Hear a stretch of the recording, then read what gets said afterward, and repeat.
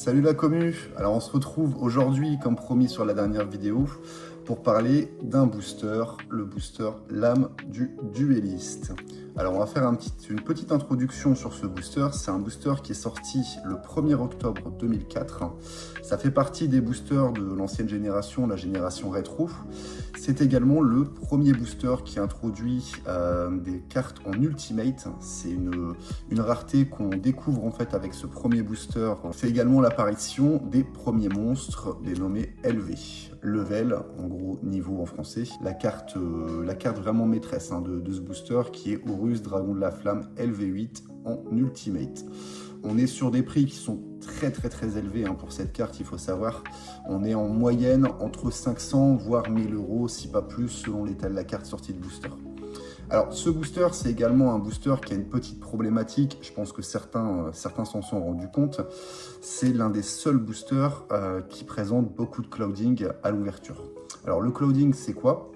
C'est tout simplement quand on tire une carte ou plusieurs cartes du paquet. Le recto m'a l'air pas mal, en revanche le verso présente comme des petits nuages blancs ou des rayures.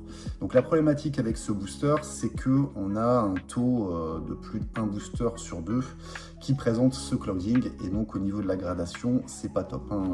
On est sur du 8 maximum en général avec ce clouding. Après, c'est pas tous les boosters de cette édition qui présentent cette problématique, mais elle est quand même assez récurrente. Alors ce booster, il a une particularité en dehors de ça. Pourquoi ?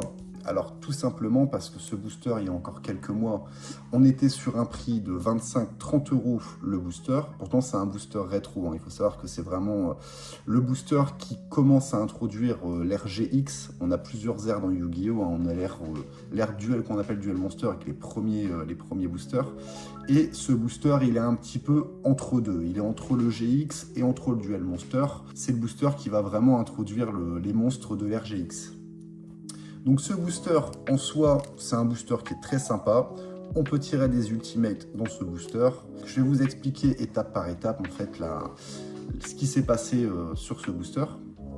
Donc ce booster, on le retrouvait sur quasiment toutes les plateformes en masse. Il y a encore quelques mois, il était entre 25 et 30 euros. C'est un booster très sympa. Je me suis dit à l'époque, j'en ai parlé avec plusieurs collectionneurs, à qui je fais d'ailleurs une petite dédicace, Marvin et Xavier. On en avait discuté il y a quelques mois en se disant c'est quand même un booster rétro, c'est un booster qui est déjà très beau. Vous voyez le blister, il est vraiment magnifique, ça fait partie des blisters les plus appréciés. Le prix était quand même très bas. Au niveau du tarif, 25-30 euros pour un booster rétro, en plus qui peut comporter des ultimates, ça reste vraiment très bas. Et on en discutait, on s'est dit mais c'est quand même bizarre que ce booster soit aussi bas. On avait quand même une population assez grande sur le Bon Coin, sur eBay, sur toutes les plateformes.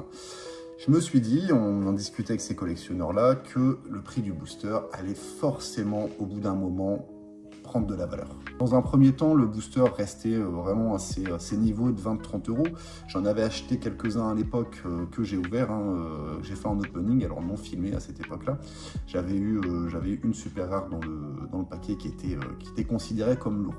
Ça, on y reviendra dans une autre vidéo, ce qu'on peut considérer comme lourd ou comme léger sur les boosters. Ce qui s'est passé avec ce booster, c'est qu'on avait un prix qui était vraiment très bas pour un booster rétro, 20, 25, 30 euros. On était plus quand même aux alentours de 30 euros il y a quelques mois.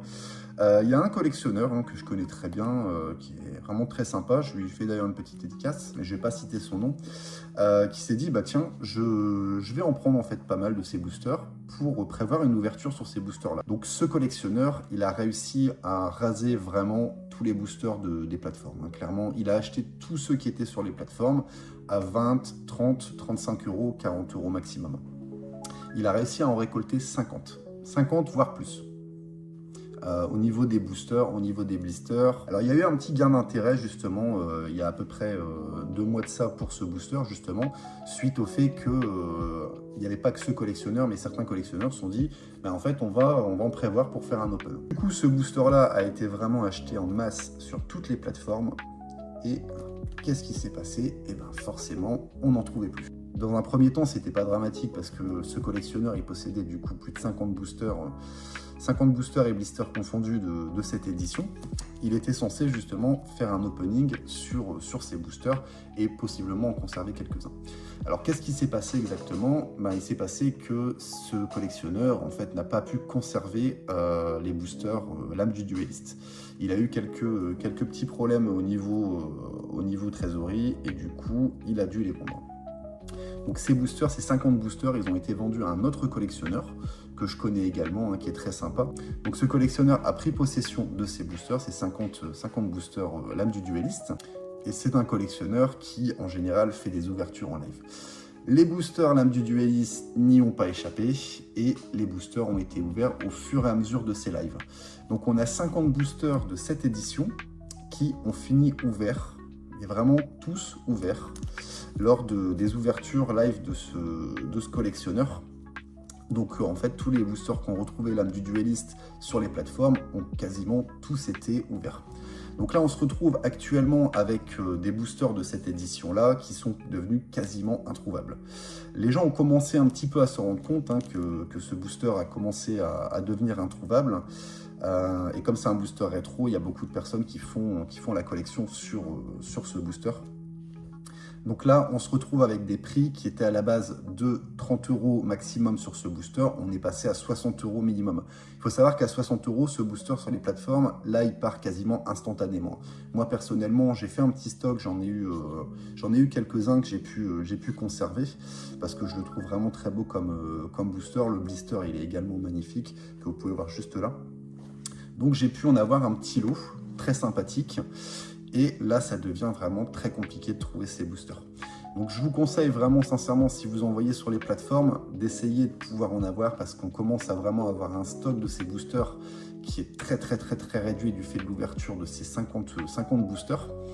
Et c'est ce qui fait en fait que le prix a doublé, voire même plus. Là actuellement, si vous regardez sur les plateformes, on est plutôt sur du 70 € le booster. Voilà, donc moi vous savez pourquoi ce booster a doublé actuellement de valeur sur quelques mois et possiblement ne s'arrêtera pas d'augmenter au niveau de la valeur.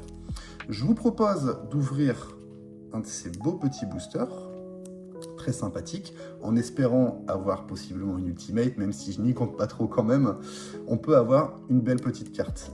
Voilà, donc on va procéder à l'ouverture. Putain, il m'arrive une de ces galères, putain, une grosse galère, putain.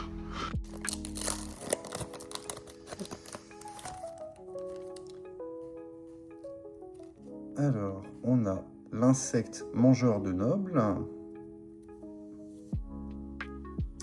la bombe tombale, le dragon armé LV3, c'est exactement ce que je vous disais, c'est vraiment l'introduction des monstres avec niveau, LV3, LV6, LV8, le chien crâne marron, ah bah voilà, on est en plein dedans, un Horus, je vous en parlais, Horus, dragon de la flamme, LV4 en rare, alors c'est une rare, bon c'est toujours sympa quand même, ça rappelle vraiment la nostalgie.